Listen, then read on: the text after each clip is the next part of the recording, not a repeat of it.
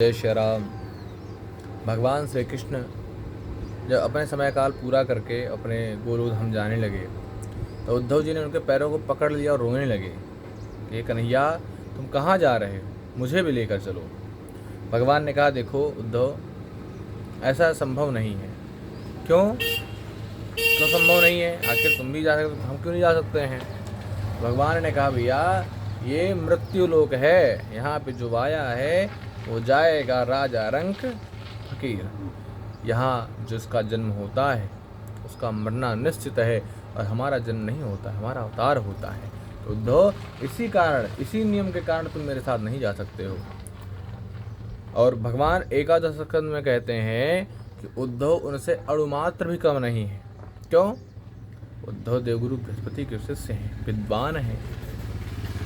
फिर भी उद्धव ने कभी अपने मन का भोजन नहीं किया। क्यों? जो भी हमारे कन्हैया का भोजन प्रसाद बचता था उद्धव वही पाते थे। उद्धव ने कभी अपने मन पसंद का परिधान नहीं पहना। जो कन्हैया का उपवस्त्र होता था वह उसे धारण करके पहनते थे।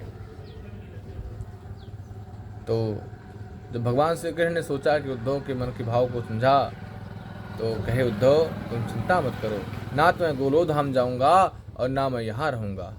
तो उद्धव जी कहते हैं, तब कहाँ रहेंगे प्रभु? भगवान कहते हैं कि मैं इस भागवत रूपी पुस्तक में विराजमान हो जाऊंगा।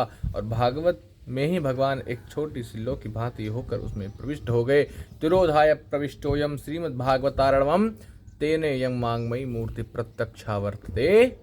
अरे, श्रीमद् भागवत ही प्रत्यक्ष भगवान का स्वरूप है। इसलिए जब भी जहाँ भी कथा हो रही हो, जहाँ भी भागवत की कथा हो रही हो, आप जरूर जाएं और वहाँ पर जो रखी हुई पोथी है, श्रीमद् भागवत है, उसको प्रणाम करें। बोलिए भागवत भगवान की जय।